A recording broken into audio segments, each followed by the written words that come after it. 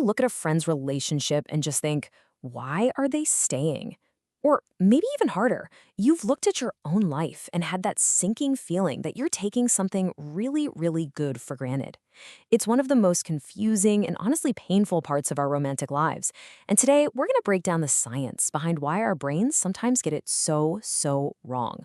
So let's dive into what's called the relationship paradox. It's this bizarre human tendency we have to cling to what hurts us, while at the same time, we're completely overlooking the very things that could make us happy. And the thing is, this isn't some kind of character flaw. It's practically a feature of our brain's programming. And look, the stakes are way higher than we might think. Psychologist Sean T. Smith just nails it with this quote. These deeply personal choices, they don't just affect us, they ripple out. They impact our families, our communities, even the next generation. We're not just talking about heartbreak here, we're talking about the health of our society. Which brings us right to the big question, doesn't it? This is a question that feels so personal because, let's be real, most of us have been on one side of this equation, or maybe both. The answer isn't simple, but it is fascinating, and it's buried deep in the hidden wiring of our own minds.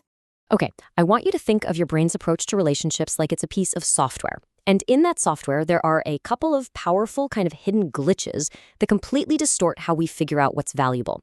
These are the glitches we're going to try to debug today. And here's what's absolutely crucial to get. This has nothing to do with logic. You can't just make a pro and con list to fix this. Our feelings of attachment, of appreciation, they're being hijacked by these deep-seated, automatic psychological patterns that are running way below our conscious awareness. And here are the two main culprits, side by side. On one hand, you've got the scarcity glitch. This is where inconsistency and that fear of losing someone actually makes us value them more. Then, on the other hand, you have the abundance glitch, where a partner's constant, stable presence ironically causes us to value them less. Let's break down the psychology behind each one. First up is the scarcity heuristic. Now, a heuristic is just a fancy word for a mental shortcut your brain uses to save energy. And this one, it's powerful. Our brains are basically hardwired to believe that if something is rare or limited or hard to get, well, it must be more valuable. Think about limited edition sneakers or a flash sale. It turns out the exact same shortcut applies to people and their affection. Then, on the flip side, we've got something called hedonic adaptation. This is the reason why the thrill of a new car or a big pay raise eventually just fades away. Our brains adapt. And the same thing happens in a good relationship. That wonderful, supportive person becomes your new normal, and your brain, trying to keep things balanced, just dials down that initial high. This is pretty much the psychological engine that drives taking good things for granted. So let's really dig into how this plays out, starting with the more destructive of the two glitches, scarcity. And specifically, how it can forge these incredibly powerful and often really unhealthy attachments. So when a partner's affection is totally inconsistent, sometimes it's wonderful and other times it's just awful, that scarcity glitch goes into total overdrive. The good times feel so incredibly valuable precisely because they're so rare and you never know when they're coming. This dynamic is so potent, it actually has a name, traumatic bonding. And this cycle is the engine that drives traumatic bonding. First, the tension builds. Then there's some kind of explosive incident. And then a calm, loving honeymoon phase follows.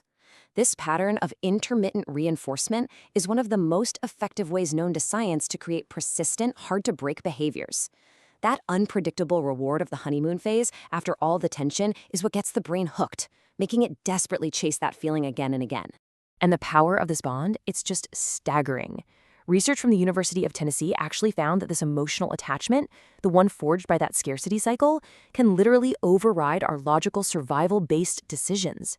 People will stay in really dangerous situations, not because they can't leave, but because this intense, confusing bond is screaming at them to stay. Okay, so while that scarcity glitch creates this intense, laser-like focus on an unhealthy partner, the abundance glitch is doing the exact opposite. It works much more quietly.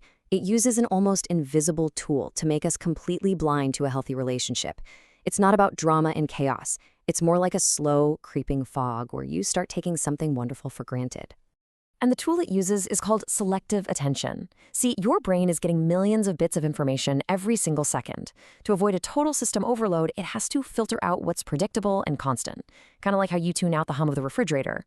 Well, a stable, reliable, loving partner, Unfortunately, their amazing consistency can get them caught in that same filter. They become part of the background, and their constant presence is unconsciously marked as less valuable, simply because it's always there. So, if our brains are running on this glitchy software, how in the world do we fix it? While the key isn't to somehow eliminate the glitches, that's probably impossible, but we can become aware of them. The solution is all about moving from those automatic, unconscious reactions to making deliberate, conscious choices. And this is the core strategy that Dr. Smith talks about. We have to be able to recognize that our gut feelings about a relationship's value might be totally distorted by these glitches.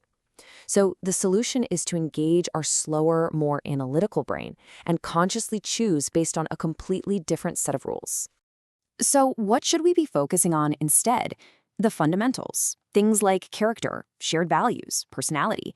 Instead of getting hooked by the drama of emotional highs and lows, we need to step back and assess the core of the person and the relationship. And this is critical. It means looking for the overall pattern of behavior, not just getting sidetracked by one-off incidents, whether they're good or bad. But look, overriding our brain's automatic programming isn't a one-and-done fix. It's really like going to the gym for your mind.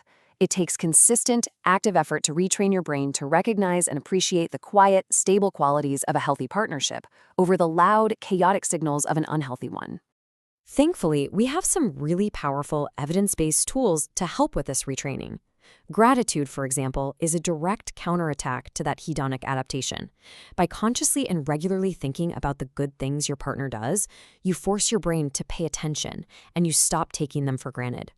And mindfulness helps you fight selective attention by training you to just stay in the present moment so you can actually experience and appreciate the good things as they're happening. So in the end, we spend so much of our time and energy trying to figure out our partners, right? But what if the real key to a healthy, happy relationship isn't about decoding someone else at all? What if it actually starts with decoding the hidden glitches in our own minds first?